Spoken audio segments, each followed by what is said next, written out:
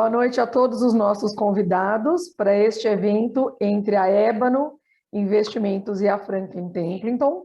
Hoje nós vamos falar sobre Bolsa Americana. Meu nome é Giane Coelho, eu sou sócia da Ébano Investimentos, que é um escritório de destaque na assessoria financeira da XP. Nós fazemos essa parte de assessoria tanto para a pessoa física quanto para a pessoa jurídica. Atuamos como uma boutique de investimento, sempre procurando uma proximidade e um atendimento personalizado nos nossos relacionamentos. Para quem não me conhece, eu atuo no mercado financeiro há 26 anos, trabalhei em grandes bancos como Bank Boston, Itaú, na Icatu Seguradora. Estou há 4 anos na XP Investimentos e será um prazer participar dessa noite aqui com vocês. Eu vou pedir também para o meu sócio, Peterson, se apresentar. Por favor, Peterson. Boa noite a todos. Primeiro, obrigado por participarem conosco de mais esse bate-papo.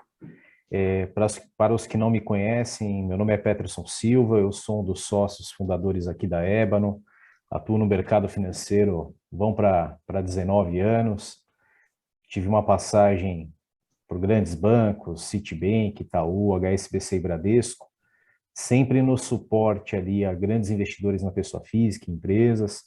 Na Ébano, eu sou responsável aqui pelas estratégias de alocação, junto com o comitê de alocação, e é um prazer contar com todos vocês aqui conosco.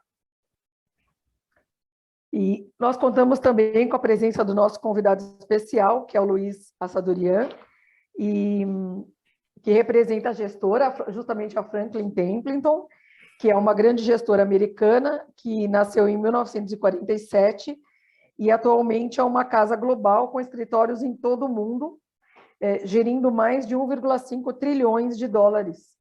Então, por favor, Luiz, você pode se apresentar aqui para os nossos convidados. Poxa, primeiro, novamente, obrigado aí. Você já falou bastante até, Gênio, mas acho que complementando, né?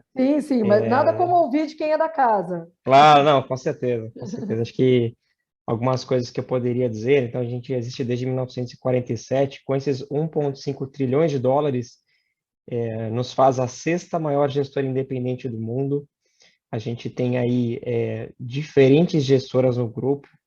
O que vocês imaginarem de tipos de investimento a gente consegue oferecer, né? Investimento em ações no mercado americano, europeu, mercados emergentes, mercado brasileiro, é claro. A gente tem renda fixa global, private equity, tudo que vocês podem imaginar, de fato, a gente faz.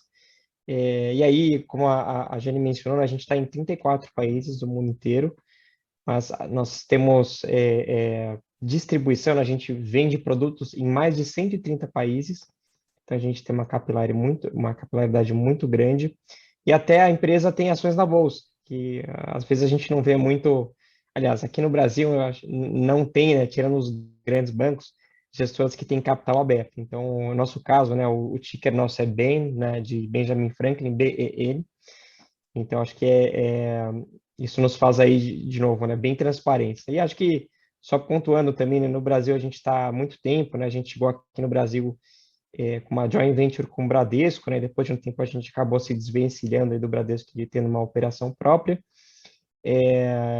com quase aí 10 bilhões de reais no total, né? Se a gente pensar em ativos sob gestão da parte da Franklin, né? E acho que só pontuando também, né? Acho que super legal que o trabalho que a Ébano faz, e isso me lembra lá atrás, né? Vocês falaram bastante aí de carreira, eu praticamente comecei minha carreira em um escritório de investimentos também, de assessoria, né, o escritório de advisory, né, de investimentos.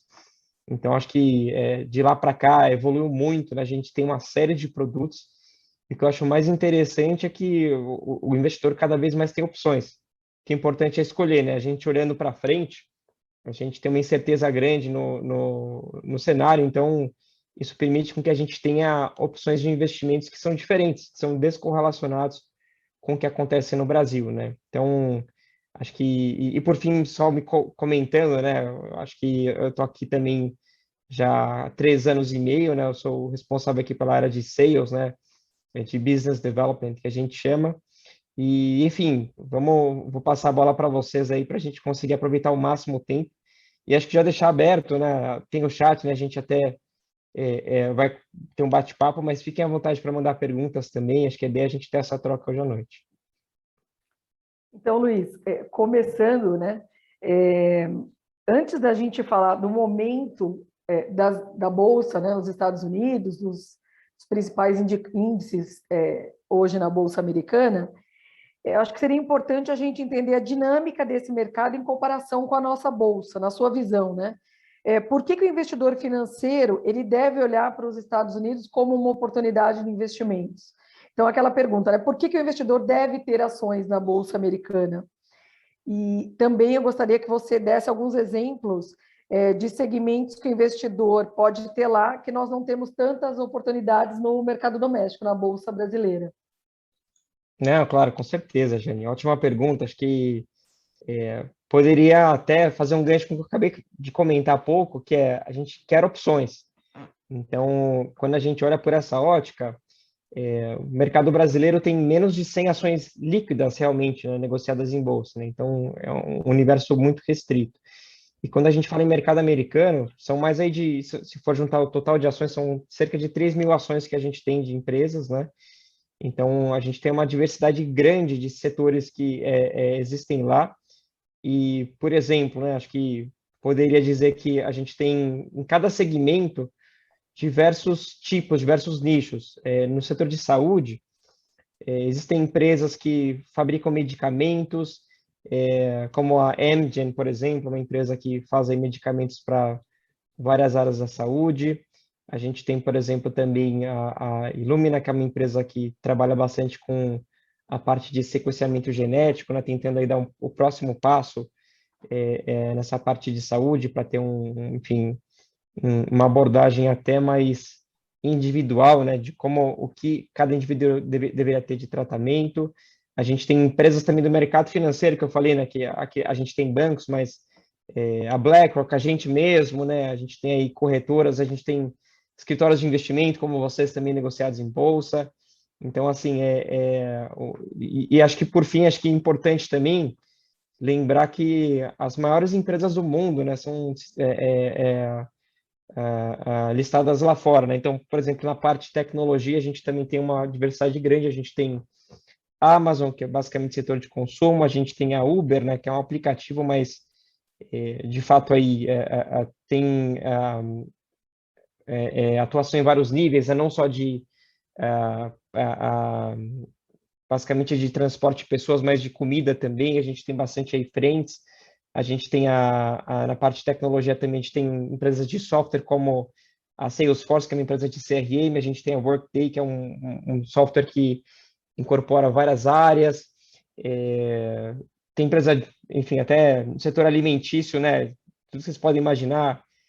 Chipotle, fast food mexicano, a própria Domino's de pizza também. Então, assim, estou dando alguns exemplos, acho que para mostrar essa questão que eu comentei com vocês, a diversidade. Então, se a gente, por exemplo, quer investir no mercado, por exemplo, de criação de novas drogas, né, de novos medicamentos, a gente tem um leque para escolher. Então, não é uma única ou duas opções, a gente tem realmente diversas opções que são a gente vai definir, obviamente, a empresa que vai ter o maior potencial de crescimento. Então, acho que é um pouco disso, né? A gente tem essa diversidade, a gente tem acesso às grandes empresas e, de maneira relativa, né, também, somando o valor de mercado de todas as empresas do mercado americano, a gente chega a algo como 46 trilhões de dólares, enquanto o Brasil tem um pouco menos aí de 1 trilhão de dólares. Então, basicamente aí, né, mais de 40 vezes, né, a bolsa brasileira, se a gente somar todas as empresas do mercado americano. Então, o que eu deixo aqui de mensagem, né, respondendo de uma maneira longa essa primeira pergunta a gente tem opções, a gente consegue oferecer todo tipo de investimento, e aí o que importa para vocês é ter pessoas que consigam escolher as ações, as empresas mais atrativas com maior potencial de crescimento à frente, né? Então, acho que é assim que eu responderia a tua pergunta. Tá bem. Tá no mudo, Peterson. Desculpa, complementando aí o que você comentou também, né? A gente olha até algumas empresas aqui da América Latina optando por abrir capital lá fora, né? O caso da própria XP. Perfeitamente. XP abriu capital na bolsa de Nasdaq ali em dezembro de 2019. A gente vê a Mercado Livre também, né? optou por abrir capital lá fora, ou seja, a gente tem um mercado muito mais líquido, e até pelo tamanho do mercado, quando a gente olha aqui para o Brasil, que tem um peso importante do capital estrangeiro, esse capital entra e sai rapidamente, de acordo com as situações que acontecem na política, e lá a gente acaba tendo uma estabilidade também, porque é a moeda de segurança do mundo, né? Então, Exato. além do peso do mercado, acho que vale reforçar que não tem como. O investidor que pensa em ações de forma global, ele olha para os Estados Unidos, ele tem que olhar, né? Sem dúvida. Mas, E posso só até complementar um ponto, por até favor, por favor. você, como aqui é um bate-papo, né? Acho que a ideia, de novo, é trazer, né, mais informações legais. Certeza. E até acho que com base nisso que você mencionou, seria só legal aqui até mostrar uma informação que não é nem nossa, tá? Isso aqui é de empresas de gestão de patrimônio lá fora, né? Tem aqui dois exemplos que eu só queria mostrar rapidinho, da Morgan Stanley e do Citibank, né? Esse braço de gestão de patrimônio. Então, só queria trazer aqui, né? Quando a gente olha a alocação, a carteira sugerida, né? Dessas grandes empresas para os investidores lá fora, de maneira geral, independente do perfil de investidor, né? Se você é mais agressivo, mais conservador, se vocês olharem aqui, né? Nessa parcela aqui de ações, então, por exemplo, a gente tem na parte de US Equities, aqui ações americanas, basicamente de 9% a 30% de alocação sugerida. Enquanto se a gente olhar, né, o mercado, né, emergente aqui, na realidade, pensando em Brasil, né, a gente está falando aqui de 3 até no máximo 8%. Porque a gente está aqui, né, a gente vive aqui, a gente às vezes se esquece, né, que de maneira relativa o ambiente político é mais incerto, a gente tem aí regulamentações que não são super seguras para as empresas, né, que estão aqui. Então, acho que nem eu dizendo, né, mas se a gente olha na carteira recomendada para os investidores lá fora, a alocação em mercados emergentes é menor, né? E aqui do Citibank, só acho que também pontuando, se vocês olharem aqui, é uma carteira, né, de uma pessoa um pouco mais agressiva, né? Se a gente olhar aqui, você tem quase 70%, 60%, desculpa, de ações, e desses 60%, observando de maneira aqui segmentada por país, quase 30% é mercado americano, que é um mercado que realmente tem mais opções, né? Seguido por exemplo, aqui, mercados emergentes, que a gente estava falando de Brasil também, obviamente a maior alocação é em China, né? Acho que até pelo tamanho do mercado, de novo, pelo número de opções. Quando a gente olha Brasil, é uma alocação de 0,3%. Então, pensando como investidor global, né, acho que a gente, como investidor, hoje pensando, eu quero manter o meu investimento, né, em países que me dão um maior potencial de crescimento, que me dão maior oportunidade de crescer. O mercado americano é o mercado com o maior número de consumidores. Então, acho que isso tudo é um pano de fundo para mostrar para vocês que não é a gente aqui, né? Não é só Franklin Templeton, não é Ébano, mas assim, grandes investidores, até os fundos soberanos também, né, de Singapura, da Noruega, quando a gente observa esse nicho de mercados emergentes, sempre algo em torno de 3 a 5%. Então, é isso que eu digo para vocês, né? Independente do que acontece no mercado aqui, a gente consegue ter opções que preservem o nosso patrimônio. Então, acho que seria legal trazer esses exemplos para deixar isso mais até palpável, né? Pô, excelente, Luiz. Então, a gente falou um pouquinho aí do porquê investir, mas a gente está ainda vivendo uma situação de um mundo pandêmico, né? Um momento delicado. Antes da pandemia, falando um pouco mais já do cenário, nós tínhamos ali uma preocupação em relação a essa disputa geopolítica entre Estados Unidos e China, que é uma situação que continua. A pandemia, quando ela veio, ela afetou as cadeias de produção ao redor do mundo diretamente, afetou a mobilidade das pessoas.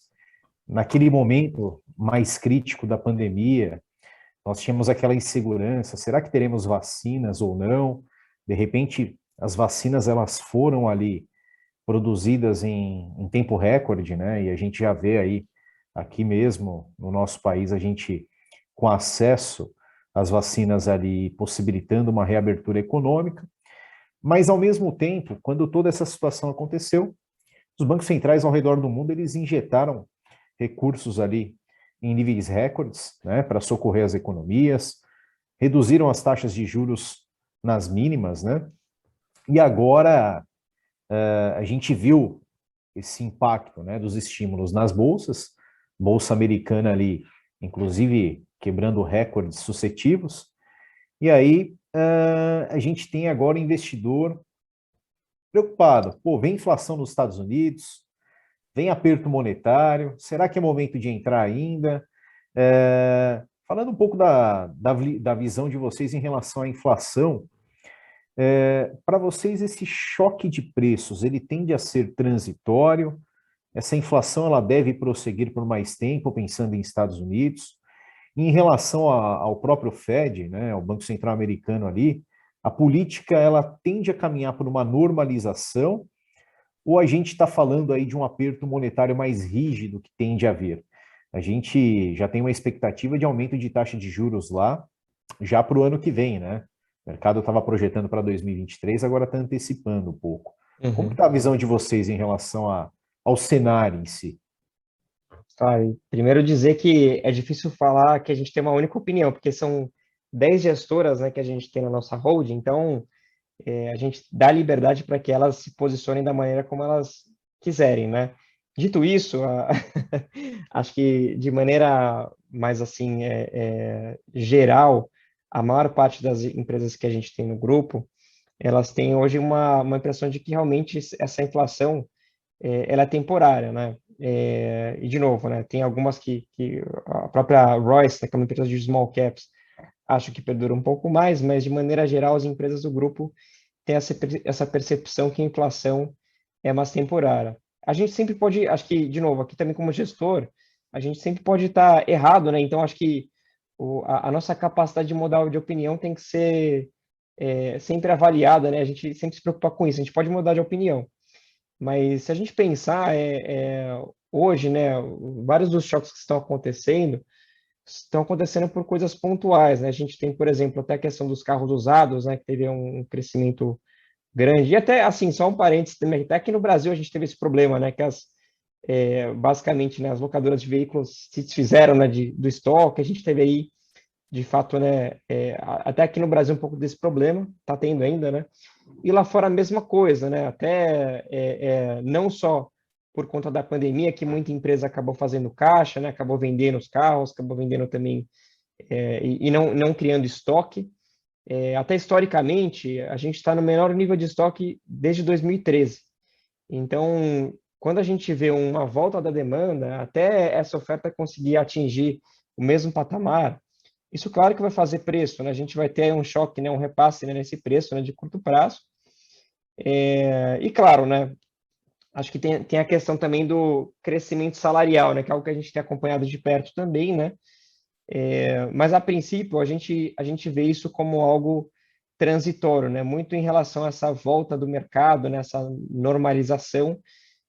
Até, enfim, tem setores que estão muito atrás nessa normalização, né? Até falando um pouco setor de lazer e de serviços como um todo, né? Restaurantes, tem ainda enfim, uma dificuldade de voltar a reabrir, a recontratar.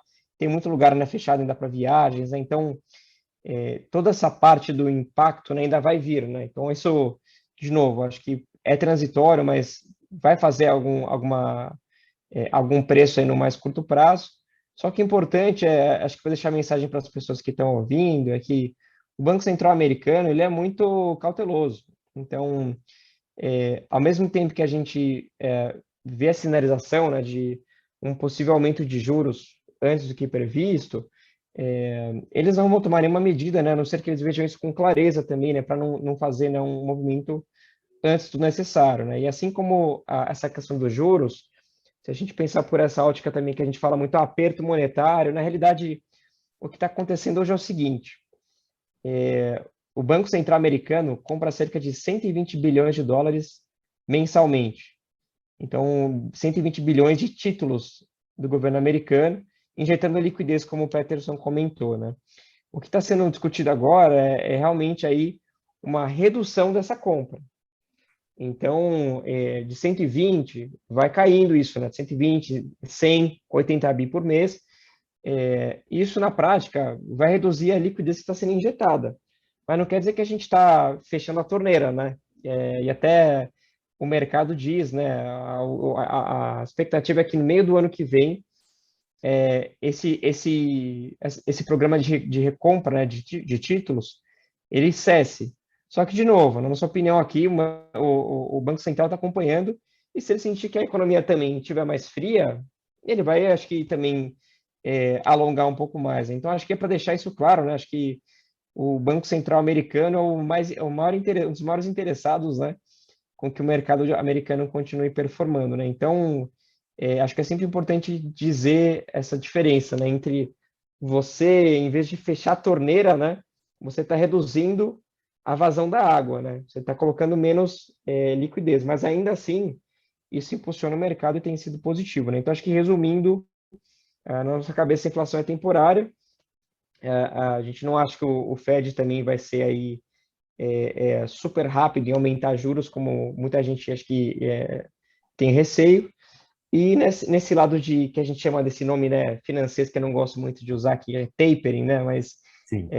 Essa redução de quanto que o Banco Central compra de títulos do mercado, algo que na nossa visão acho que é saudável, né? Acho que ele está tirando, né, esse excesso de dinheiro, né? Então, acho que é um pouco isso, né? Boa.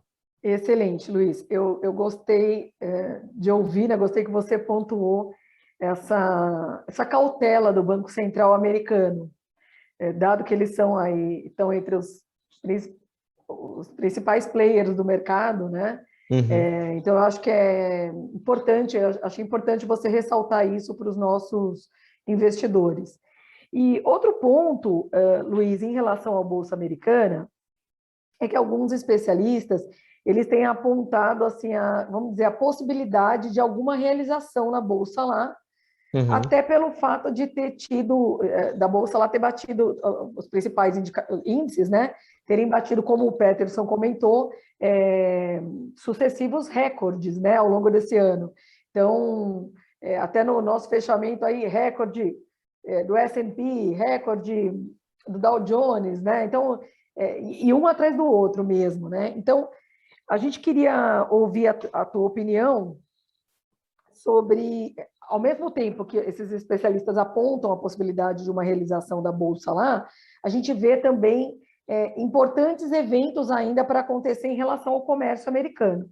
Perfeito. Essa volta gradual do recesso da pandemia, como você mencionou, né? Lazer e serviços ainda atrasados, viagem ainda é uma coisa que com muita lentidão, mas a gente ainda teria lá Black Friday e Natal, que seriam eventos importantes para o mercado.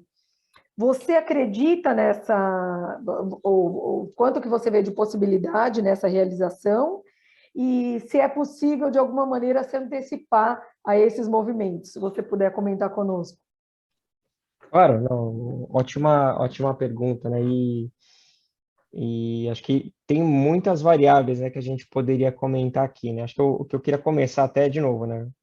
Pensando aqui em trazer coisas até a turma que está assistindo acompanhar. Acho que eu gosto sempre de trazer até esse slide, basicamente, ele mostra, né, algumas informações, né? Dentre elas, de 2013 até 2020, o retorno anualizado, né, da Bolsa Americana, basicamente aqui a gente também tem as ações que mais crescem no mercado americano, e a gente tem a estratégia, né, que a gente tem na XP hoje, né, que é o da ClearBridge. E primeiro, né, acho que de 2013 para cá, a gente tem um crescimento muito forte, né, então, basicamente aí, apesar de estar alto o valor das ações, já faz tempo, né, desde basicamente da crise depois de 2008 ali, que a gente vem fazendo novas máximas, né, então, assim, isso não quer dizer necessariamente que o mercado vai, enfim, migrar para um cenário de recessão. Dito isso, historicamente, a gente sempre tem todo ano algum tipo ali de realização de 10 a 15%. Isso é uma realização saudável, né? Acho que é algo que acontece, investidores trocam as posições da carteira, né? Às vezes saem de Estados Unidos para ir para outro mercado. Então, acho que tem aí um movimento que sempre acontece saudável. E é muito difícil. Esse market timing que a gente fala, né? É muito difícil, né? Não vou... Acho que não conheço ninguém que consegue realmente acertar isso. E o que acaba acontecendo muitas vezes é que se vocês ficarem de fora de alguns poucos dias de alta que acontecem no mercado ao longo do ano, pode ser que vocês percam grande parte da alta, né? Então, acho que eu sempre pondero que vocês estão querendo, né, investir para em um momento, né, se aposentar e ter uma aposentadoria mais gorda mesmo.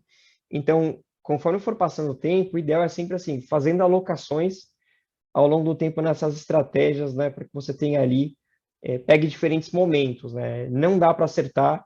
Acho sim que pode acontecer uma realização aí de 10 a 15%, né? De novo, é super saudável isso, não quero que acho que vocês também fiquem preocupados, porque quando a gente olha o contexto, apesar de todas as dificuldades que a gente fala, né, de uma volta a esses nichos de lazer, né, de turismo, né, a normalização, as pessoas voltando a consumir, quando a gente olha o mercado americano, né, de maneira geral, a gente tem uma figura saudável. Isso aqui que eu estou trazendo para vocês é um estudo que a gente faz há praticamente 30 anos, que é um painel que ele mostra a nossa visão em relação à economia americana. Então, se vocês olharem aqui, é bem intuitivo, até essa seta verde, né, indica que a gente tem indicadores que denotam uma expansão da economia americana. A gente tem aqui esse amarelo, né, na realidade, que seria um sinal de cautela para algum indicador, e o vermelho de recessão. E se a gente olha esses três grandes grupos, né, o consumo, que como eu falei, é um dos países, é o país com o maior, né, público consumidor do mundo, né, a gente está falando aí de um PIB muito pautado pelo consumo, a gente está olhando atividades do negócio, indicadores financeiros. Só para dar alguns exemplos, né, então, por exemplo, se a gente observar dentro aqui de mercado consumidor, de consumo na realidade, a gente tem alguns indicadores que a gente acompanha, por exemplo, que é housing permits, que seria o quê? O crescimento de pedidos que as pessoas têm para construir novas casas. Então, toda vez que alguém for construir uma nova casa, você vai ter um report, essa pessoa vai, enfim, se cadastrar e dizer que quer construir. Então, se a gente olhar, isso tem crescido, né? Historicamente, isso tem crescido. Então, as pessoas estão aí, de fato, né, investindo mais em real estate, comprando mais casas e construindo mais. Se a gente olha também aqui, pedidos de auxílio-desemprego. Esse é um dado que a gente acompanha porque ele é importante, né? Se a gente olhar nos últimos 18 meses aproximadamente, nós tivemos um número recorde de pedidos de auxílio-desemprego, né? Pessoas ficando desempregadas e pedindo esse auxílio. Isso vem caindo bastante, né? O número de novos auxílios vem caindo bastante, né? Então, isso tem sido uma coisa positiva que a gente tem observado. Claro, né? Em alguns lugares específicos, a gente tem uma maior dificuldade, em alguns estados, né? Que até a gente tem um nível ali de vacinação menor, etc. A gente tem um número de desempregados maior, pessoas pedindo, mas de toda forma, até um dado para vocês saberem, né? Até em junho e julho, basicamente tinham ali 25 estados que tinham cessado, né, um pacote extra de auxílio-desemprego, né? Isso aí basicamente estava beneficiando cerca de 3 milhões de americanos. E agora, mais recentemente, né, basicamente no comecinho de setembro, outros 20 e poucos estados também decidiram acabar, né, com esse programa de um auxílio mais gordo aí para a pessoa final, para o público final, que também, de novo, né, impactou algo próximo a mais de 10 milhões de pessoas. Então, assim, As pessoas estão voltando ao mercado de trabalho, né, aos poucos. A gente tem uma taxa de desemprego de 5,2%. E, de fato, assim, como acho que a Jenny pontuou, a gente está olhando, né, todos esses dados de varejo, né, e até uma informação aqui em julho, a gente teve, né, um dado pior do que a expectativa, mas quando a gente olha, né, em relação ao ano passado, a gente teve, por exemplo, um número de vendas no varejo 15% melhor em relação ao ano passado, né, de julho. Então, assim, não em relação ao consenso, ficou pior, mas a gente tem um crescimento em relação ao ano passado. Então, se a gente observar isso de maneira geral, né, é muito diferente de outros momentos do mercado, né? Aqui só para pontuar, tem alguns exemplos, até a gente olhando como é que estavam esses indicadores aqui em março de 21, e acho que é até mais legal mostrar ao longo da história, né? Por exemplo, momentos como a gente teve aqui em 2007 a 2009, ou 2001, que a gente teve a bolha das empresas.com, as empresas de internet, e quando a gente tinha, né, um painel que nos mostrava uma recessão na economia real. Então, é muito diferente de hoje. O que eu estou querendo dizer com isso é o seguinte: pensando que a gente pode ter alguma realização mais de curto prazo, isso é um movimento mais técnico, que é saudável e acontece, né? Isso sempre acontece. Mas quando a gente olha a parte de fundamentos, a gente tem aí um cenário muito diferente do que esses momentos, essas outras crises que a gente teve, né? Essas outras 7 crises que aqui estão representadas. Então, acho que isso nos deixa, né, confiante. E também é só emendando também para dar, de novo, mais aqui informações que eu acho legal. Se a gente pegar a população americana, que teve, né, aí um momento nessa pandemia de consumir menos, de também guardar esses auxílios de desemprego que receberam, hoje a gente tem uma poupança extra de cerca de 2,4 trilhões de dólares. Então, a gente entende que esse dinheiro, de alguma forma, ele vai voltar para a economia. Então, esse dinheiro em forma de consumo de serviços e produtos, e até na nossa cabeça, serviços daqui para frente, né, tende a ser um consumo maior do que produtos. A Jenny falou de Black Friday, né, de pensando muito em produto, né, mas até a gente entende, olhando à frente, até serviços como um todo, tende a performar melhor, né, acho que tende a crescer mais. E não só isso, né, acho que fora essa questão de que comentei, que as pessoas têm dinheiro, muito foi utilizado para pagar dívidas, né, ao longo do tempo, e hoje a gente tem uma situação que, em relação, por exemplo, a 2008, a alavancagem das famílias, o endividamento das famílias, ele está muito baixo historicamente. Então, acho que diferente daquele momento que a gente teve lá atrás, né, que eu acho que é um público muito endividado, acho que um mercado muito alavancado que a gente chama, a gente tem um mercado muito saudável. Então, isso nos dá bastante aí tranquilidade, por entender que comparativamente a gente tem um cenário diferente. Então, acho que isso é um pouco do que a gente tem, acho que de pano de fundo. E olhando à frente também, né, as empresas tendem a continuar crescendo também, né, acho que, para finalizar aqui, já estou dando uma resposta longa, né, mas acho que para dar bastante informações para vocês, mesmo as empresas grandes, né, as empresas como a Amazon, Facebook, a gente entende que estão grandes, mas conseguem aumentar mais. A própria Amazon tem aumentado a operação aqui no Brasil, tem crescido no segmento ali de cloud computing, que é a computação em nuvem. Ela é uma das líderes hoje, né, a líder na realidade, e tem crescido em outros países, assim como no Brasil, em outros lugares. A gente tem a própria o Facebook, né, com esse artifício do WhatsApp agora como forma de pagamento, que, claro, está em versão beta, né, mas é uma fonte aí de geração de valor importante. Então, tem empresas que são grandes, mas a própria Disney, que é uma empresa que a gente, em um dos portfólios, que é a carteira da ClearBridge, que a gente tem na XP, tem a Disney há 30 anos. Então, a Disney passou por várias transformações.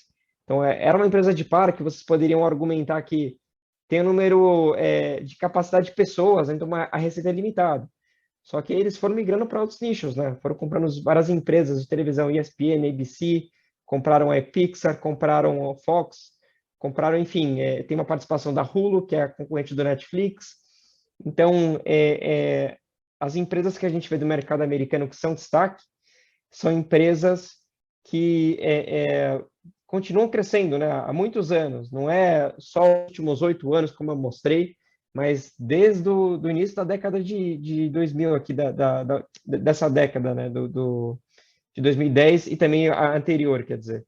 Então, enfim, uma resposta longa, mas acho que para dar bastante informação que a gente entende que o mercado é saudável e, apesar de alguma realização que pode acontecer, a gente também entende, né, que é muito diferente de momentos como a gente teve lá atrás, como eu mostrei, de outras crises, né? Então, acho que o cenário, o contexto é outro.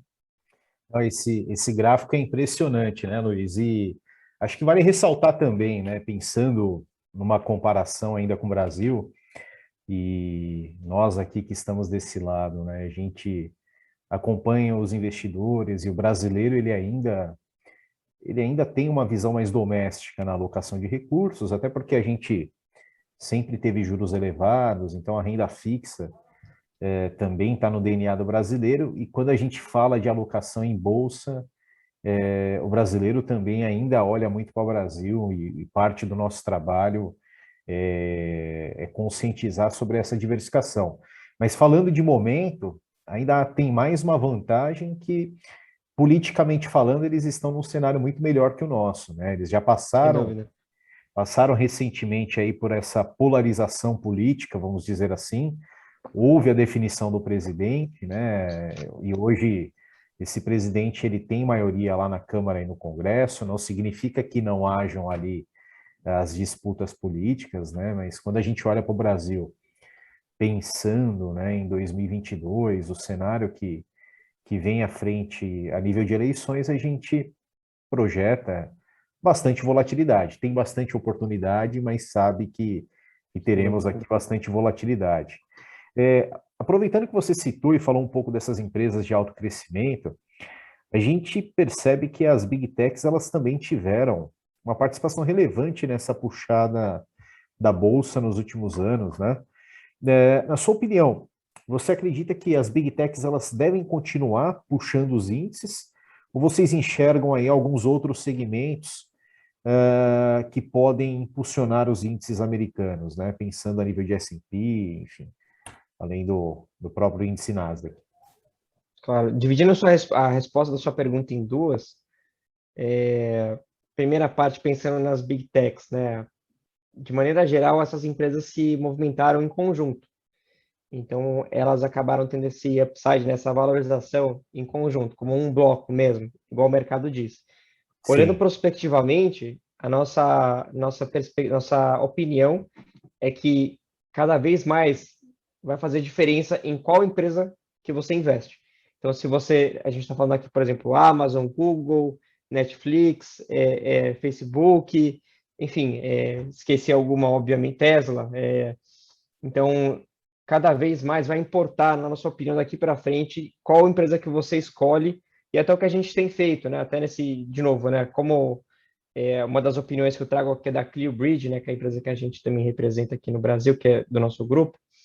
A gente escolheu quais empresas que a gente queria ter. Então, a Google é uma empresa que a gente vendeu, por exemplo, para ter mais alocação em Amazon, agora em Netflix, mais recentemente, que também a gente viu, né, um mercado tendo, enfim, a Netflix passou por um momento ali, né, o mercado não está tão interessado nela, e aí a gente viu que ia crescer um pipeline de vídeos que iam ser criados, mas acho que nessa ótica de techs, né, hoje faz muita diferença no que você investe.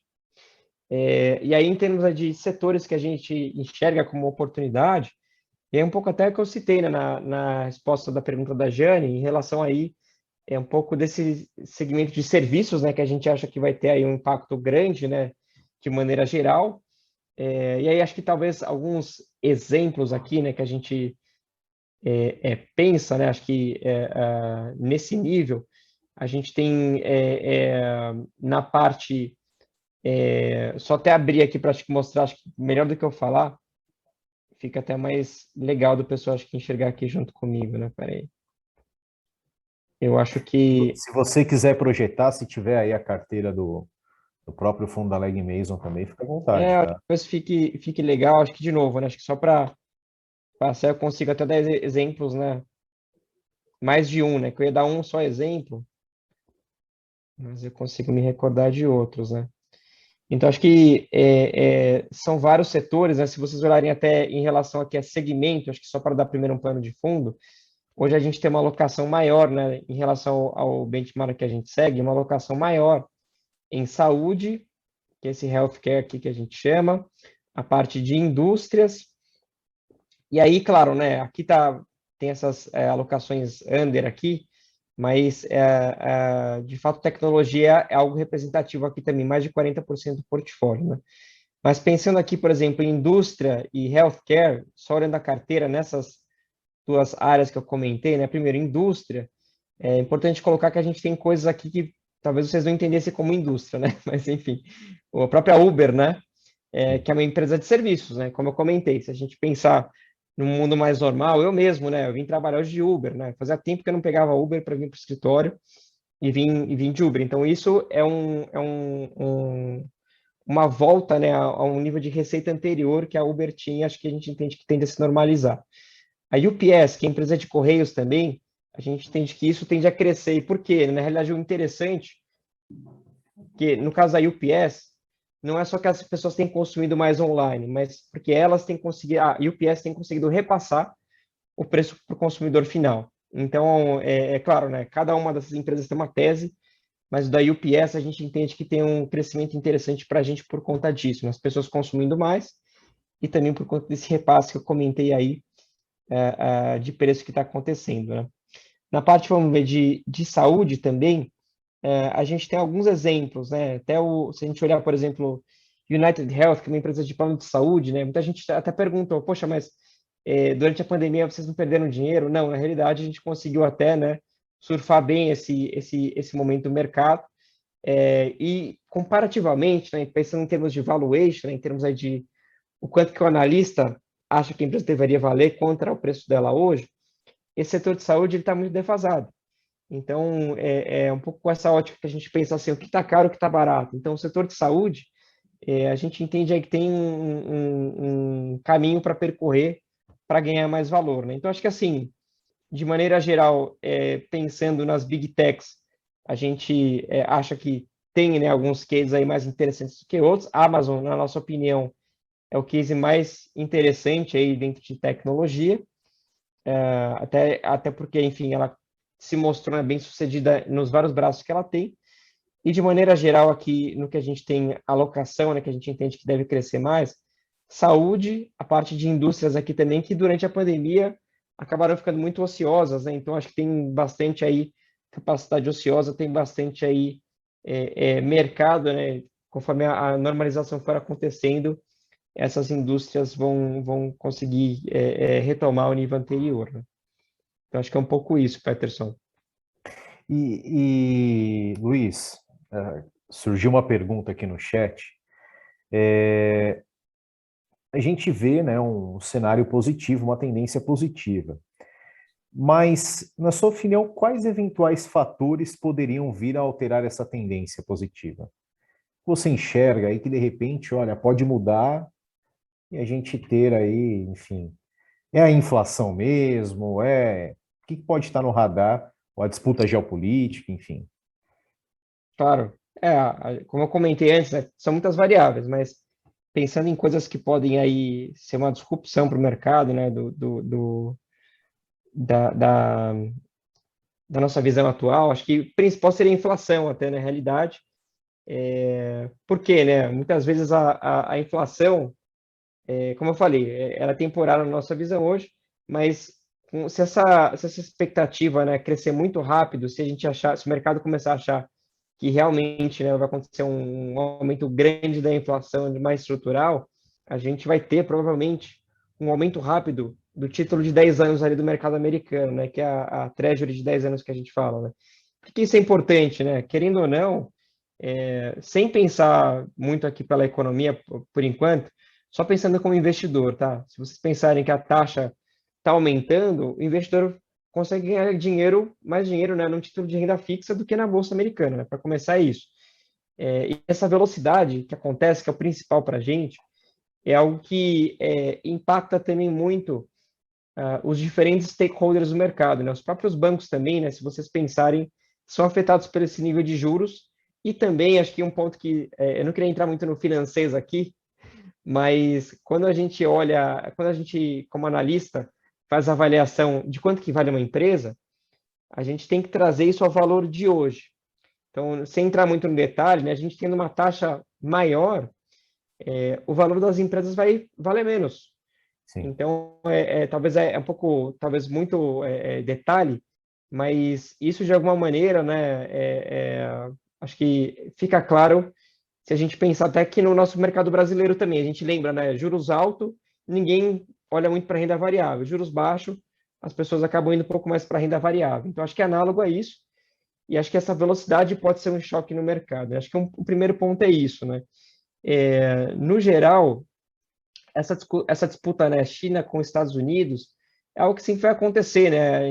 A gente não vê aí alguma coisa impactante nesse cenário, né? Acho que talvez eu pensaria mais nessa questão da inflação e também, assim, obviamente, uma volta muito demorada das pessoas para o mercado de trabalho, né? Acho que a gente trabalha no cenário de que essa normalização está acontecendo, né? Obviamente, mas obviamente, se a gente tiver aí uma demora para as pessoas voltarem a trabalhar, as crianças voltarem para a escola e a gente conseguir, né, de fato, né, exercer nosso trabalho, as pessoas vão ter menos poder de compra, menos dinheiro à disposição, as pessoas vão consumir menos e, obviamente, isso pode gerar, né, um looping negativo, né, que a gente chama econômico, né? Então, acho que esses são os principais dois riscos, né? E, claro, tem algumas coisas, né, como a falta de governabilidade do Biden, esse tipo de situação também, né? Mas eu acho que no radar mais eu pensaria principalmente em inflação, né? Acho que é um dos principais que a gente tem. E acho que por fim, só essa questão de também um choque muito grande, pensando agora, né, rápido aqui, por essa falta de oferta, né? Então hoje no mundo a gente tem bastante falta de oferta de insumos, né? A gente vê a indústria de semicondutores, né? Que aí provê aí muitas peças para veículos, para celulares, computadores, etc., com uma falta. Então, acho que a falta de oferta como um todo, né, vindo de outros países, pode impactar aí também, né, bastante os Estados Unidos, né? Então, acho que esses são os principais vertentes de risco que eu enxergo e que a gente enxerga, né, olhando prospectivamente. Essa falta de oferta, ela já é mais um impacto na inflação, né? Tudo que falta Exatamente. de produto.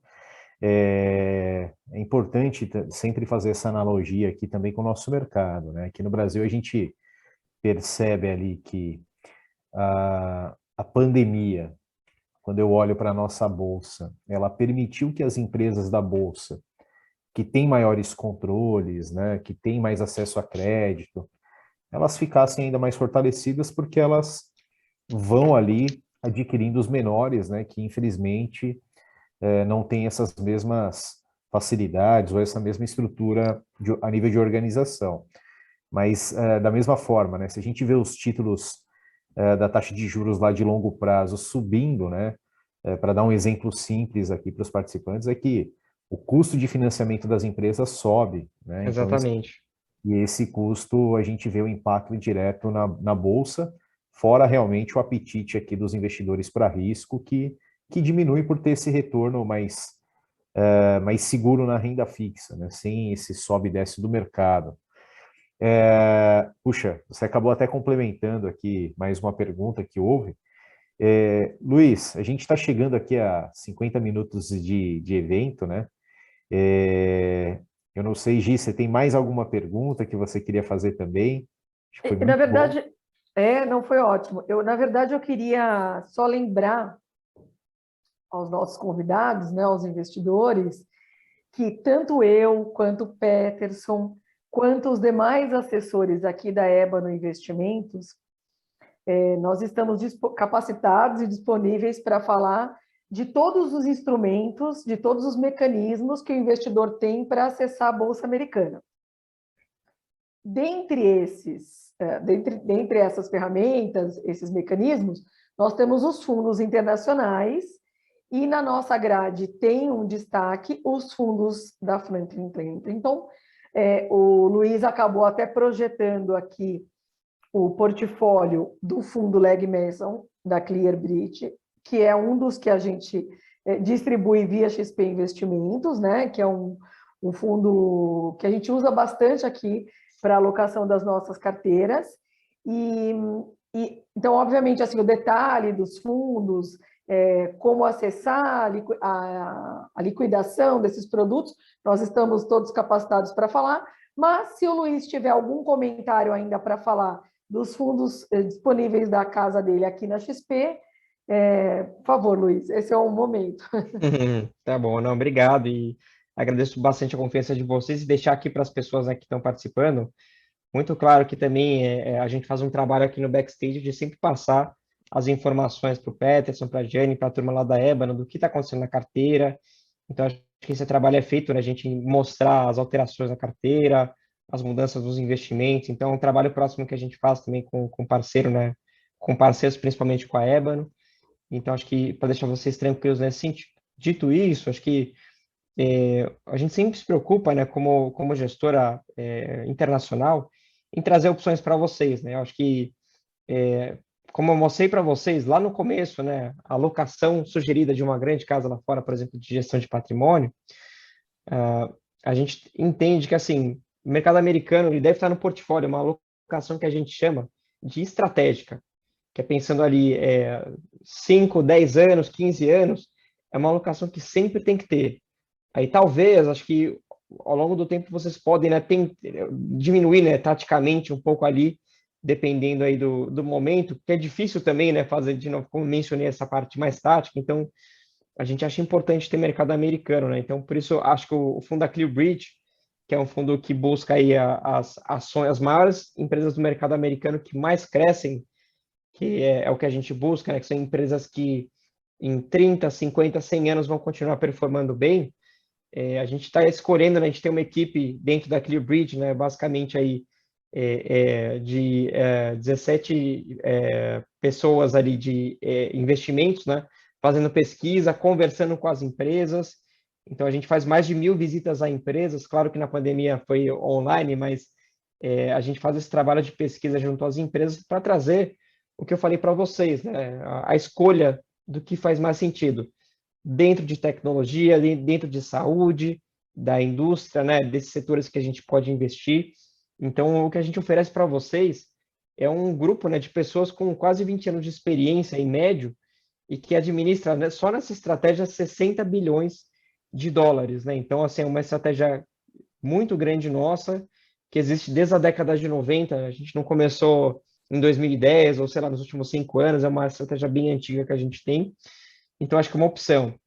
E outras que eu diria para vocês, acho que deixando rapidinho aqui as mensagens, primeiro, uma estratégia de Europa também que a gente tem da Legg Mason Martin Currie, que é muito pensando nas tendências que estão acontecendo no mundo, né? Então, é um fundo de Europa, que hoje até na nossa visão, o mercado europeu, ele, olhando comparativamente, ele está mais barato em relação, por exemplo, ao mercado americano e outros mercados também. Então, é uma chance de aproveitar isso, e esse fundo ele não busca, não está tão preocupado ali com o mercado americano em si, o mercado europeu em si, mas ele está preocupado com as tendências que estão mudando o mundo, né? Então, tecnologia, futuro da tecnologia, mudanças demográficas e escassez de recursos. E só para ficar acho que mais palpável isso, acho que um exemplo legal que eu sempre gosto de dar é que essa questão da China que a gente estava comentando, né, que muitas vezes é difícil, né, a gente estar num país, né, que a gente tem a ingerência muito grande do governo. Então, dentro dessa estratégia, o que a gente observa, né, essa estratégia, o Martin Currie European, a gente está olhando que na China e na Ásia como um todo tem aumentado muito o número de pessoas, né, ricas, de fato, né. Só para ter um dado aqui, em 1999 existiam 0 bilionários e agora em 2021, início de 21, né, janeiro, tinham 1.058 bilionários. Isso bi, né? Então vocês imaginam o tanto de consumo de luxo que não teve nesse mercado. Então, a partir de empresas como Ferrari, Moncler, que são uma empresa de vestuário, de vestimenta, a gente tem também a Kering, que é uma holding que é dona da Gucci, da Yves Saint Laurent, a gente tem a Farfetch, que é uma empresa de e-commerce de luxo. Então, assim, estou dando exemplos de empresas que são europeias, que muitas vezes começaram na década de 1920, por exemplo, mas que hoje tem uma receita muito grande vinda de outros países, né, como o caso da China, que eu comentei. Então, esse é um fundo que acho que é interessante de vocês conseguirem exposição àqueles que estão acontecendo no mundo, né? Eu falei mais desse mercado de luxo, mas tem muitos outros, né? Veículos elétricos, a gente olha a computação em nuvem, ataques cibernéticos também, a gente tem empresas que estão ganhando muito dinheiro com isso. Então, acho que assim, é um outro produto, né? Para vocês aí pensarem em compor a carteira. E por fim, né? Não quero. Só vou deixar a mensagem também, acho que para não me alongar aqui. Pensando no cenário do próximo ano, né? Nessa questão de ter uma maior incerteza, nós estamos trazendo um fundo que ele é feito pela estrutura dele para operar bem, né? Para ganhar dinheiro em diferentes cenários, o mercado subindo ou caindo. Ele se chama Electron Global. É uma empresa de um grupo mais boutique que a gente tem acesso, e é um fundo, basicamente, que ele vai ganhar dinheiro comprado e vendido em ações de infraestrutura. Historicamente, a gente conseguiu, né, ter uma performance de 1,5 vezes o principal índice de ações americano, o S&P, de 2005 até junho de 2021, esse dado que eu tenho. Então, é um portfólio que ele vai trazer uma volatilidade menor aí em muitos momentos do mercado, né? Acho que pensando ano que vem aqui no mercado brasileiro que a gente tem um cenário de eleições, né? Sem uma definição ainda de candidatos e quem é o preferido, né? Claro que hoje tem, né, uma pesquisa eleitoral, mas as pessoas nem se candidataram formalmente. Sim. Então, isso pode gerar uma volatilidade e a gente está trazendo esse produto justamente para a gente conseguir trazer preservação de patrimônio sem abrir mão de performance para vocês, né? Isso, obviamente, né? Performance histórica não quer dizer futura, mas de toda forma a gente tem conseguido ter bastante sucesso nessa estratégia. E, enfim, acho que o que eu diria para vocês é perguntem ao Peterson, a Giane, a gente sempre se fala bastante. Eu vou deixar essas informações com eles, né? E acho que o que eu deixo de mensagem final é invistam e diversifiquem, né? Não pensem só em Brasil, pense que lá fora a gente tem uma infinidade, falei de mercado americano, mas europeu, o mercado asiático como um todo também interessante. Então, assim, tem muita opção, né? Não estejam só comprados aqui em Brasil, né? A gente fica muito familiarizado às vezes com a empresa, a gente vai no Itaú, a gente conhece Ambev, a gente conhece B3, e na realidade a gente pode ter acesso a empresas muito maiores, muito mais lucrativas. Então, deixa essa mensagem, né, para que vocês cada vez mais diversifiquem o portfólio. Assim que eu queria encerrar. E obrigado aí para todos, né, que ficaram até esse horário, 8 horas aí numa quinta-feira. Muito obrigado pelo tempo e presença de todos. Luiz, obrigado mais uma vez pela sua disponibilidade, pela parceria. Eu até acrescentando o que a Giane comentou, né? A gente sempre reforça que hoje existem muito mais instrumentos para que o investidor ele acesse outros mercados, né? A gente teve mudanças na regulamentação da própria B3, né? Hoje os investidores no geral já têm acesso aos BDRs. Nós tivemos também mudanças na regulamentação dos fundos previdenciários. Então hoje existem fundos previdenciários que acessam o mercado internacional. Os fundos de investimento, né? Existem os fundos com gestão ativa, fundos de índice. Nós também temos aqui grandes parceiros que nos apoiam numa alocação no exterior. Então, aos investidores que têm interesse em ter uma conta lá fora, né, uma conta em dólares, e já operar diretamente esse mercado também, inclusive onde é possível acessar os próprios fundos da Franklin Templeton, lá diretamente também, é possível fazer isso. No final, o que nós gostaríamos de dizer é contem com o nosso apoio, qualquer dúvida que surgir, e mais uma vez, obrigado a todos aqui que nos acompanharam. Gia, a palavra é sua. Luiz, queria agradecer a sua presença. A gente sabe que você também é bastante ocupado, né? E o mercado também tem exigido bastante, né? Atenção.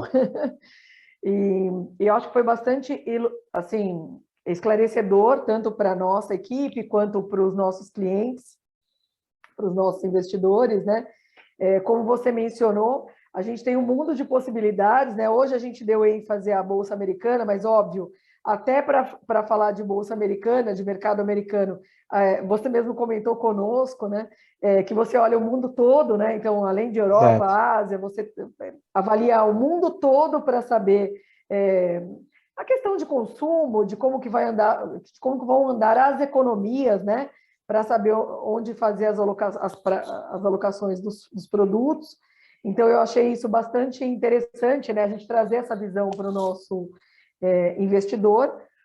E então, e só reforçar que tanto eu quanto o Peterson, quanto toda a equipe aqui da Ébano, estamos à disposição e agradecer mais uma vez. Tá bem? Obrigado, boa Obrigado, pessoal. noite. Foi um prazer aí. Boa noite a todos aí. Bom descanso. Boa Boa noite a noite. todos. Boa noite.